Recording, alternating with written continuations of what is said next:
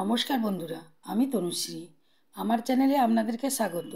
বন্ধুরা, আজকে আমি আপনাদের সাথে শেয়ার করব সহজ পদ্ধতিতে নরম তুলতুলে কাঁচা আমের রসগোল্লার রেসিপি। এটা মুখে দিলেই মিলিয়ে যাবে। এই রসগোল্লা দেখতে যতটা সুন্দর হয়, খেতে তার থেকে বেশি ভালো লাগে। আশা করি আজকের রেসিপি আপনাদেরকে খুবই ভালো লাগবে, তাই স্কিপ না করে পুরো ভিডিওটা দেখার অনুরোধ রইল। কাঁচা আমের রসগোল্লা বানানোর জন্য আমি একটা কাঁচা আম নিয়েছি। এখন আমের খোসাটাকে ছাড়িয়ে দিচ্ছি। বন্ধুরা, এখন কাঁচা আমের সিজন, তাই বাজারে প্রচুর পরিমাণে কাঁচা আম পাওয়া যাচ্ছে। আমটার খোসা ছাড়ানো হয়ে গেছে, এখন এটাকে কেটে দিচ্ছি। বন্ধুরা, আমার বাড়িতে এই কাঁচা আমের রসগোল্লা খেতে সবাই খুবই ভালোবাসে। তবে আপনাদের এই রসগোল্লা খেতে কেমন লাগে আমাকে কমেন্ট করে জানাবেন। আটির সাইড থেকে আমগুলোকে কেটে দিচ্ছি।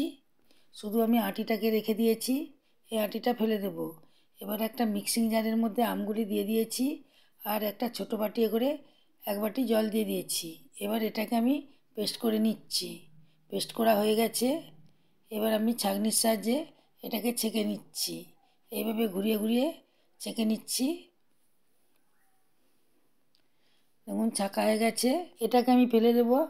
দেখুন বন্ধুরা, কতটা আমের রস বেরিয়েছে। এই রসটাই আমার আমের রসগোল্লা বানানোর জন্য দরকার। এবার আমি কড়া বসিয়েছি, কড়ার মধ্যে দুধ দিয়ে দিচ্ছি। বন্ধুরা, এখানে আমার 1 লিটার দুধ আছে। আপনারা এর থেকে বেশিও দুধ নিয়ে করতে পারেন, তবে আমি এখানে 1 লিটার দুধ নিয়েছি আজকের মিষ্টিটা তৈরি করার জন্য। এটাকে জাল করে নিচ্ছি।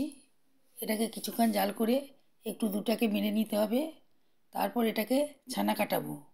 বন্ধুরা, দুধটাকে জাল করে নিয়েছি। এবার আমি গ্যাসটাকে অফ করে দিয়েছি। এবার আমি যে আমের রসটা তৈরি করে রেখেছিলাম সেটা এখানে 3-4 চামচ দিয়ে দিচ্ছি। 3-4 চামচ দিলেই ছানাটা কেটে যাবে। বন্ধুরা, এটা দেওয়ার সাথে সাথেই ছানা কাটবে না, একটু অপেক্ষা করতে হবে, তাহলেই আস্তে আস্তে ছানা কেটে যাবে। দেখুন, ছানা কাটতে শুরু করে দিয়েছে। আরও কিছুক্ষণ রাখলে সুন্দরভাবে ছানাটা কেটে যাবে।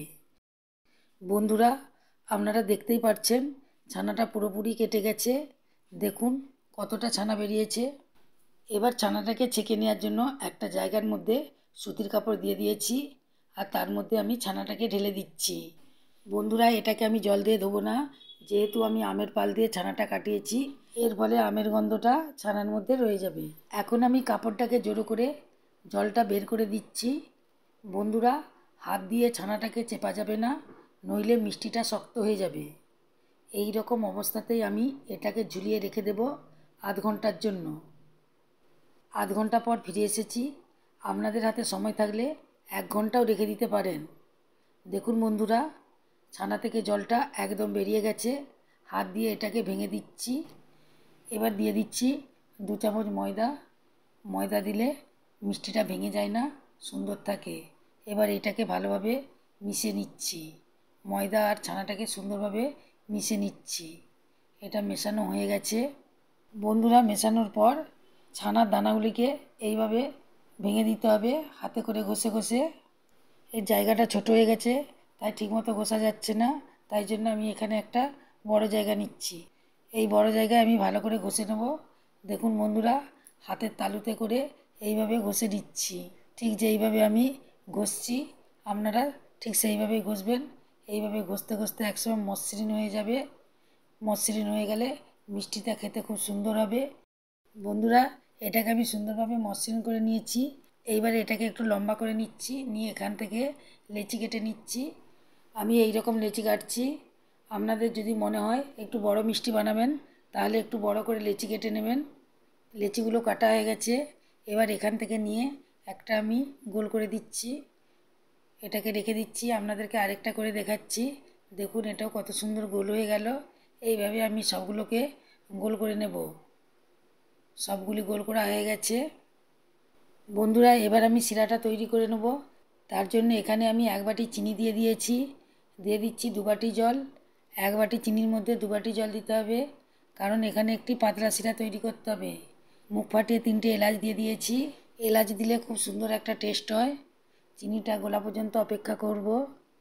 চিনিটা গলে গেছে। চিনিটা গলে গেলেই আমের যে বাকি রসটা ওর মধ্যে দিয়ে দেব।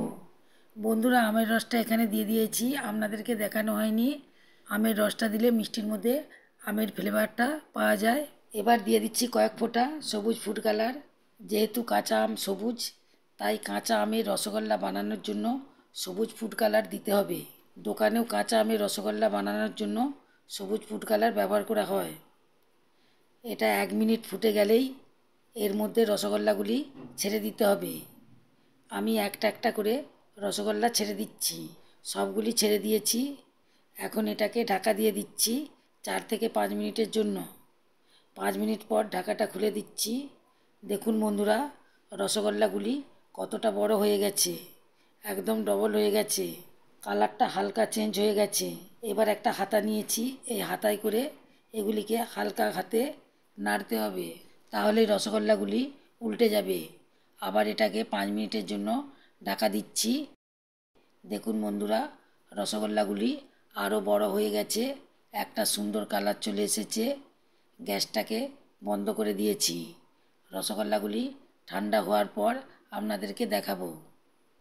2 ঘন্টা পর আমি ফিরে এসেছি। দেখুন বন্ধুরা, রসগোল্লাগুলি 2 ঘন্টায় রসটা শুষে নিয়ে অনেকটাই বড় হয়ে গেছে, আর মিষ্টির কালারটাও কত সুন্দর হয়েছে। যদি আপনাদের হাতে আরও বেশি সময় থাকে, তাহলে এগুলিকে রেস্টে রেখে দিলে আরও বড় হয়ে যাবে। আপনাদের একটা দেখাচ্ছি কেমন হয়েছে। দেখুন কতটা নরম হয়েছে, পুরোপুরি তুলতুল করছে। এটা মুখে দিলেই মিলিয়ে যাবে। মিষ্টিটাকে টিপে দিলে গর্ত হয়ে যাচ্ছে, আর ছেড়ে দিলে আবার আগের জায়গায় ফিরে যাচ্ছে। কেউ দেখে বুঝতেই পারবে না এগুলি বাড়িতে তৈরি করা হয়েছে। আপনাদেরকে একটা কেটে দেখাচ্ছি। ভেতরটা কত জালিদার হয়েছে, খেতে দারুণ লাগে। আমি তো এই কাঁচা আমের রসগোল্লা খেতে খুবই ভালোবাসি। আপনাদেরকে এই রসগোল্লার রেসিপি কেমন লাগলো আমাকে কমেন্ট করে জানাবেন। আর ভালো লেগে থাকলে লাইক দিতে ভুলবেন না। এই রকম নতুন নতুন রেসিপি পেতে আমার চ্যানেলকে অবশ্যই সাবস্ক্রাইব করবেন এবং বন্ধুদের মধ্যে প্রচুর শেয়ার করবেন।